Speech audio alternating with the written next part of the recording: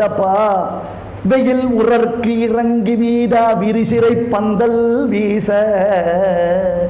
ராமன் திருமேனில வெயில் படாதபடி மயில்கள் தங்கள் தோகைகளிலான கொடைகளினாலே ராமன் திருமேனியை ரட்சித்தன. மயில் கொடை பிடிச்சதுன்னு வர்ணித்தார் கம்பன்.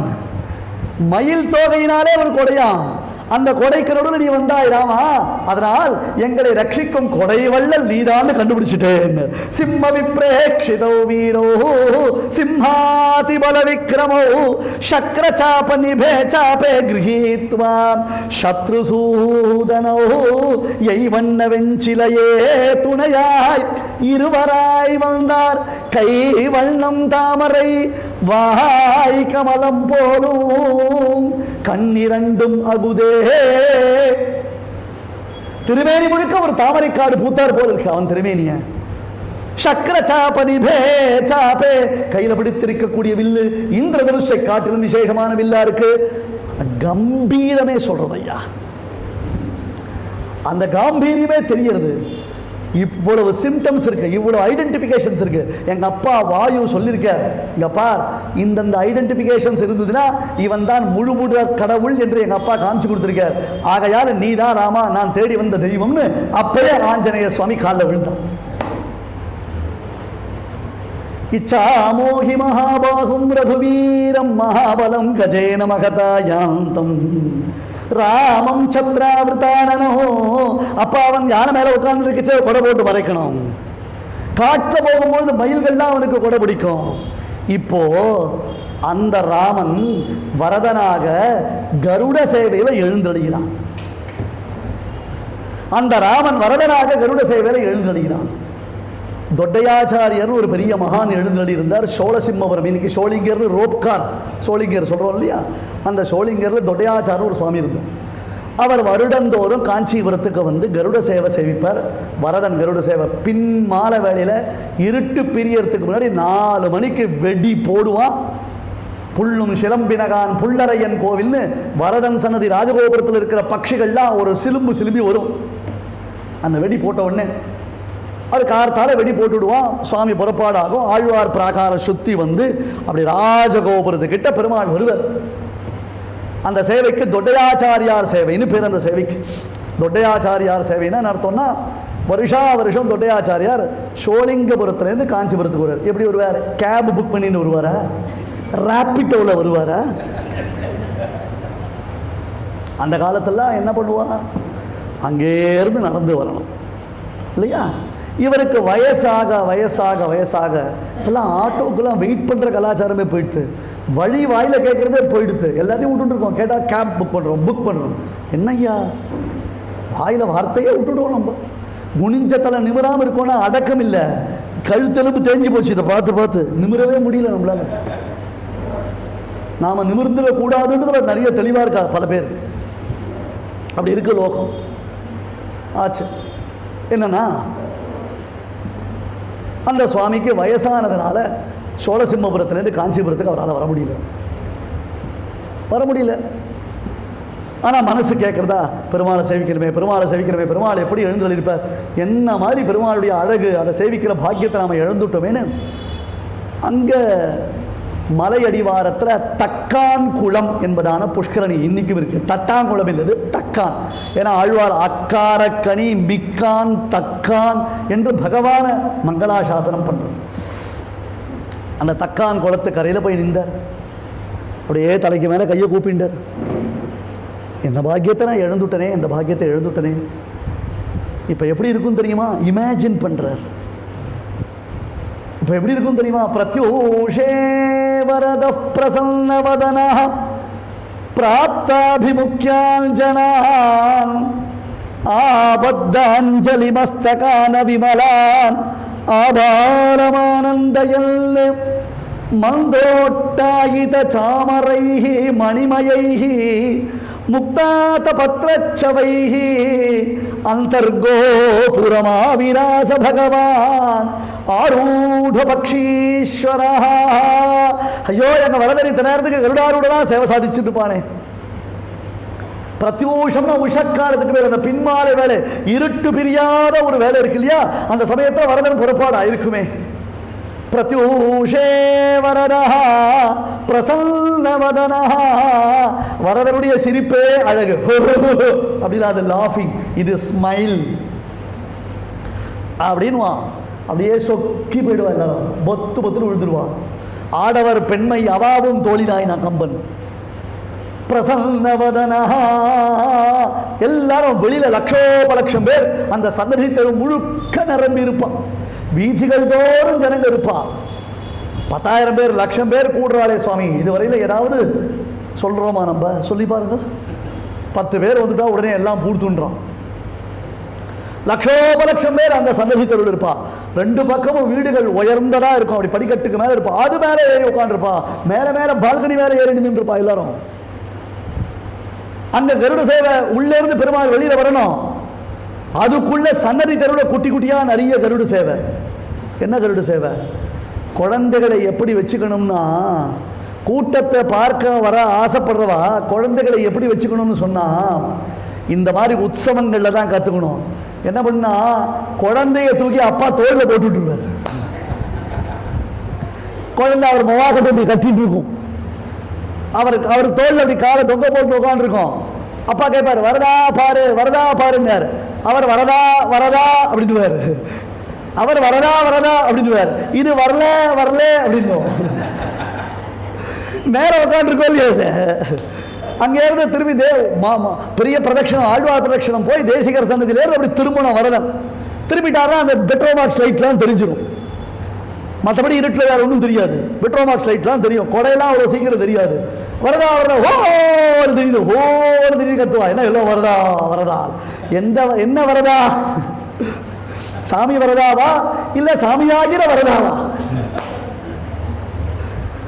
ஆபத்தாஞ்சலி மஸ்தகான் அபிமலான் ஆபாலமானந்தயல். ஒருத்தன் அப்படியே பக்தி பாவத்தில் மெய்மறந்து தலைக்கு மேல கை கும்பி வரதா அப்படின்னு பின்னாடி இருக்கோம். யோ எனக்கு மறைக்காதையா அப்படின்னு இவன் கை கூப்பினா அவனுக்கு பார்வை தடுக்கிறது. இப்பெல்லாம் யார் சேவிக்கிறோம்? எல்லாம் மங்களாரத்தி பண்ணி போய் உட்காந்துருக்கோம். அந்த பெருமாளுக்கு கல்பூர ஆர்த்தி யாரதோ இல்லையோ எல்லாம் கல்பூர ஆர்த்தி பண்ணிட்டு இருக்கோம். கையை கூப்பி பெருமாளை சேவிக்கிற கலாச்சாரமே பூர்த்து சுவாமி. எல்லாம் கேட்டு தத்விஷ்ணோ பரமம் பதகம் சதா பஷ்யந்தி சூரையா. உங்களுக்கு உபன்யாசத்தை புரிய வைக்கிறதுக்கு எவ்வளவு டெமோ காமிக்க வேண்டியதா இருக்கு. அது ரசனை. ஆபத்தாஞ்சலி மஸ்தகான். இவன் தலைக்கு மேல கையை கூப்பினா பின்னாடி இருக்க மறைப்பான். உடனே இவன் நவுந்து போன் பாருங்க, இவன் கை வரல் இவருடைய பூணல்ல மாட்டிக்கும். ஆத்திர மாமி ஹிம்சை பண்றதுனால வேற வழி இல்லாமல் பஞ்சகஜம் உடுத்திட்டு வந்திருப்பாரா, அது எச்சகச்சமா எங்க சொருகி இருக்காரே தெரியாது. அதை ஒருத்தன் பிடிச்சி இழுப்பான் அந்த கும்பல்ல. யோ எந்த ஊடியா, அவன் யாருக்கு இடுப்புல சொருக்கிறாளே அவருக்கு தெரியாது. ஆபத்தாஞ்சலி மஸ்தகான விமலான் ஆபாரமானந்தயல்னே. உற்சவம் நடக்கிறது, வரதனை சேவிக்கணும். அந்த பின்மால வேலையில தூக்க கலக்கத்தோட வந்த குழந்தை அப்பா தோல்ல ஏறி உட்கார்ந்துருக்கோம். அப்பா கேட்டுட்டே இருப்பார் வரதா வரதான்னு. அங்க பெருமாள் திரும்பினோடனே இந்த குழந்தைக்கு உற்சவம் வந்துடும். அப்படி குதிக்கும். அவன் அப்பா தோல்ல தும்பு தும்புன்னு உதைக்கும் பாருங்க.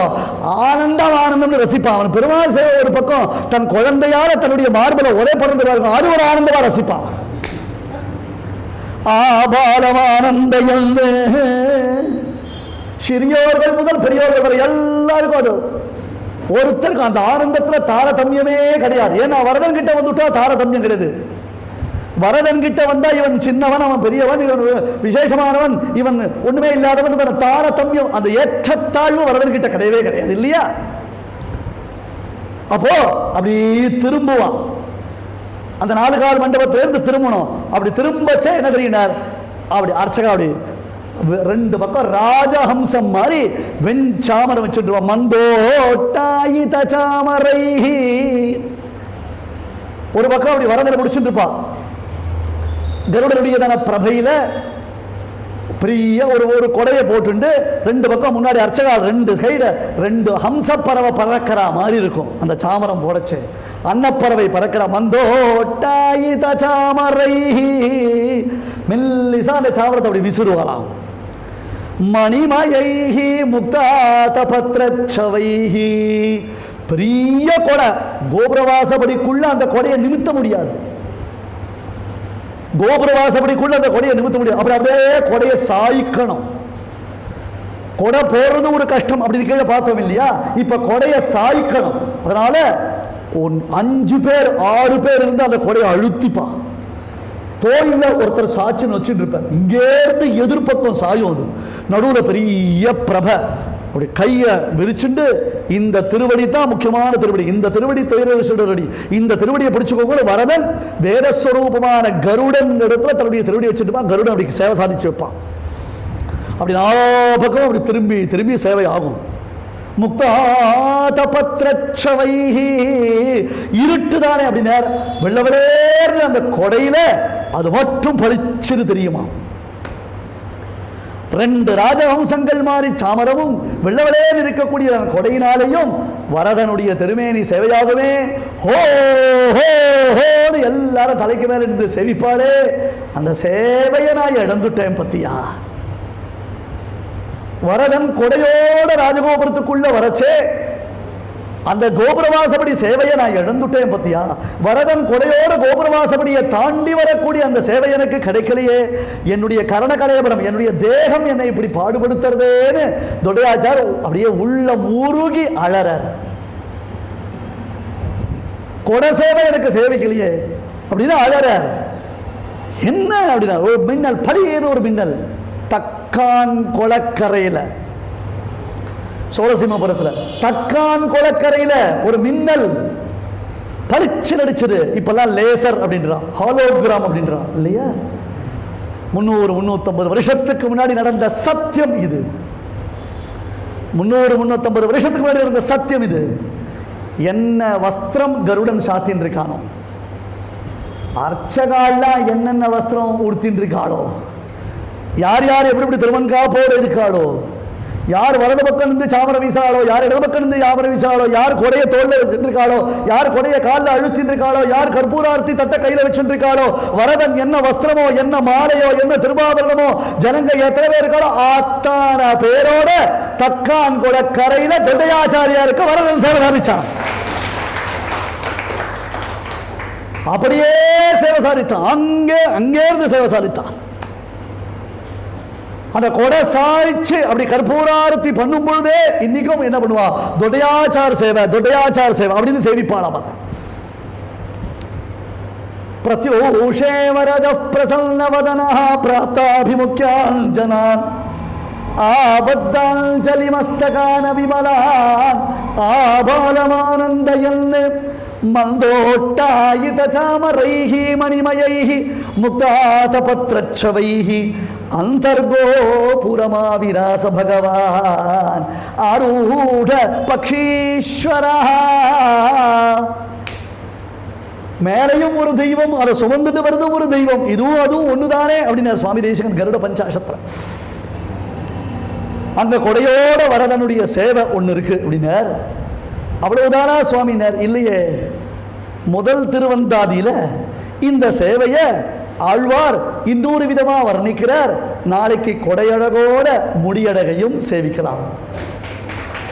வாழியனிதோ புல்வரணிகமாந்தா சிறியன் வாழியவன் பாராரவிந்த மலர் வாழியவன் கோதிலா தாழ் மலரை கொண்டாடி கொண்டிருக்கும் தீதிலா நல்லோர் திரள். ஸ்ரீமதே வாத்ஸ்ய ஸ்ரீ கிருஷ்ணமாரிய மகாதேசிகாய நமஹ. அஸ்மத் குரு பரம்பராயை நமஹ.